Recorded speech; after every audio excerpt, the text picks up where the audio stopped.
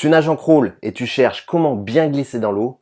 Alors reste sur cette vidéo car je vais t'expliquer point par point comment y parvenir. Si tu aimes les vidéos sur les techniques de nage à adopter dans l'eau pour te perfectionner, alors je t'invite à t'abonner à notre chaîne et à activer la cloche des notifications car c'est justement la chaîne de natation qui va t'aider à t'améliorer dans l'eau. Quand tu regardes les autres nageurs, tu te demandes mais comment font-ils pour générer autant de glisse alors qu'ils tournent à peine les bras?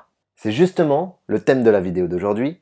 Nous allons voir ensemble pourquoi la technique de nage a une place primordiale en natation. Je te parlerai également des deux aspects techniques fondamentaux à respecter si tu souhaites toi aussi glisser dans l'eau lors de ta prochaine séance.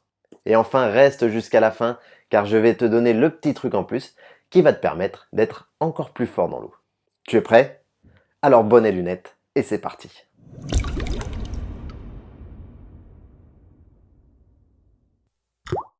Tu t'en es sûrement aperçu en regardant les vidéos de notre chaîne, on te partage beaucoup de conseils sur la technique de nage à adopter, que ce soit en dos, en brasse, en papillon ou encore en crawl. D'ailleurs, nous avons fait un livre de plus de 60 pages pour améliorer tes techniques de nage. Nous te l'offrons aujourd'hui. Si tu es intéressé et que tu souhaites le recevoir, il est disponible en description de la vidéo ou directement dans les commentaires. Alors si on te partage autant de conseils techniques, c'est pas pour rien. La technique de nage, c'est un des piliers majeurs de la performance. Si tu es faible techniquement et que tu cherches à établir des performances, c'est un peu comme si tu essayais de bâtir un château avec des fondations inexistantes. C'est mission impossible.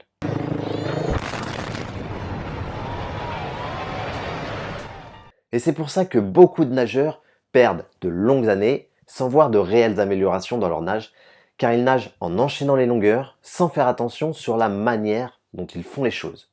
Le crawl est la nage la plus rapide des 4 nages, mais du coup, est-ce que ça signifie que tu dois faire énormément de mouvements pour te déplacer? Je ne pense pas. Au contraire, moins tu feras de mouvements dans l'eau, et plus tu seras efficace. Bien évidemment, je m'entends. Il faut que tu trouves la bonne relation entre le temps que tu vas mettre à effectuer une longueur et le nombre de coups de bras que tu vas réaliser. Si tu moulines dans le vent, tu gaspilles ton énergie et c'est souvent pour ça que tu arrives à la fin de ta longueur complètement essoufflé. C'est ce qui nous amène au premier point que tu vas pouvoir améliorer lors de ton prochain entraînement pour glisser dans l'eau en crawl.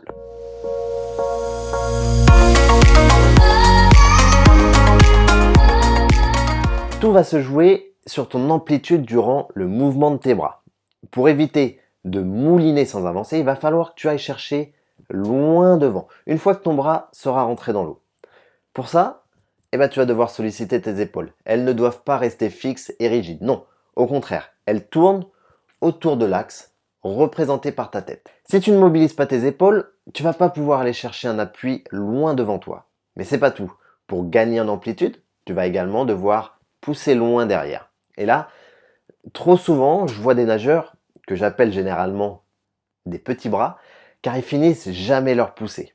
Ces nageurs sortent généralement leurs bras au niveau de leurs hanches. Du coup, chaque mouvement, ils perdent de la poussée. Prends l'habitude, à chaque mouvement, de pousser loin derrière toi, bras tendus, en essayant par exemple de faire gicler de l'eau à la fin. T'as qu'à essayer cet exercice la prochaine fois que tu nages en crawl. Le principe est de venir toucher ta cuisse à chaque fois que tu finis ta poussée.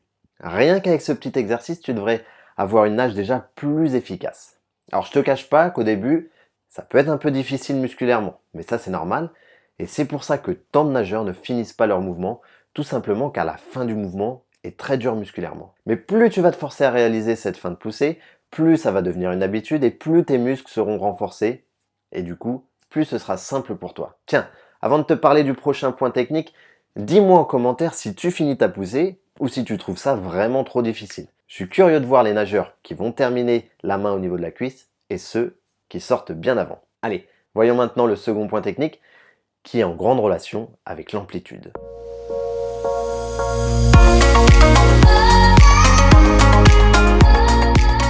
Alors avant toute chose, avant même de parler du trajet du bras, il y a une chose dont personne ne te parle jamais.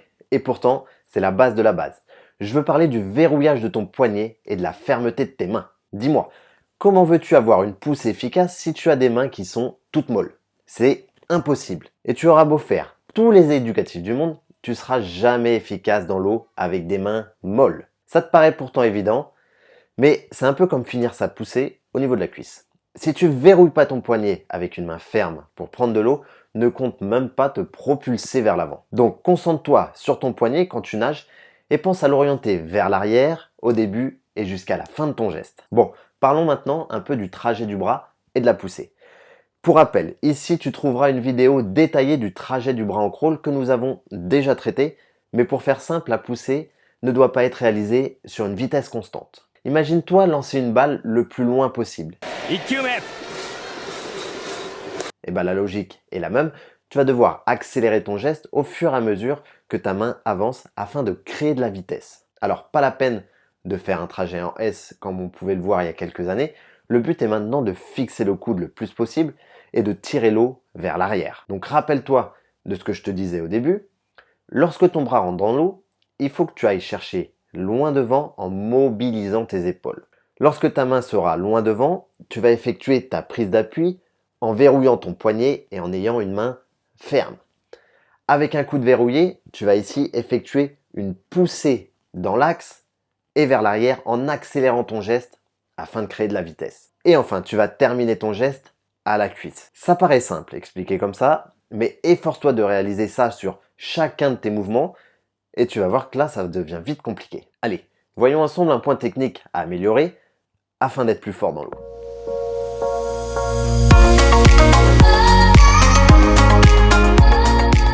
Quand je parle de gainage, je veux parler de la stabilité entière de ton corps. Donc, ça part de la tête et ça se termine jusqu'aux orteils. Arrête de danser la salsa quand tu es dans l'eau ou sinon, change de sport. Non, plus sérieusement, ta tête doit être positionnée dans le prolongement de ton corps. Quand tu débutes, tu as tendance à nager avec le regard porté vers l'avant. Mais quand tu marches dans la rue, est-ce que tu te promènes en regardant en permanence ici le ciel? Non, bien évidemment, tu marches pas comme ça. Et bien dans l'eau, c'est exactement la même chose. En regardant devant, tu perds tout l'équilibre de ton corps. Tu dois donc garder la tête sous l'eau avec le regard porté vers le fond pour prendre des informations dont la plus importante est ta trajectoire. Pour ça, regarde la ligne au fond du bassin. Pour ce qui est de ton corps, il doit former une ligne et être le plus profilé possible afin de garder de la vitesse et éviter d'avoir différentes résistances qui viennent te perturber. On a fait également une vidéo que tu pourras retrouver par ici en détail. Pour améliorer ton gainage, voici deux exercices que tu peux réaliser chez toi. Le gainage avant et le gainage latéral. Attention à ta posture lors de ces deux exercices. Pour le gainage avant, ton dos doit être à plat, ta tête dans l'axe de ton corps, tes coudes à l'aplomb de tes épaules et les fesses bien serrées. Ça va te permettre de placer correctement le bas de ton dos.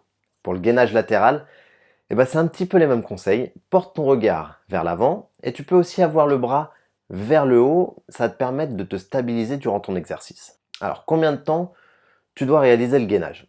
Je dirais que ça va dépendre de ton niveau initial, mais si tu débutes, tu peux commencer par 4 à 6 fois 15 secondes, puis tu augmenteras soit le temps, soit le nombre de séries au fur et à mesure. Bon, rappelle-toi des points clés pour glisser dans l'eau. Une bonne amplitude, un poignet verrouillé, une main ferme, une tête bien placée et un corps droit. Allez, maintenant, à toi de jouer.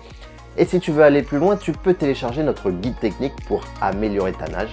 Il est disponible en description de la vidéo. Et n'oublie pas, nager c'est bien, mais bien nager c'est mieux.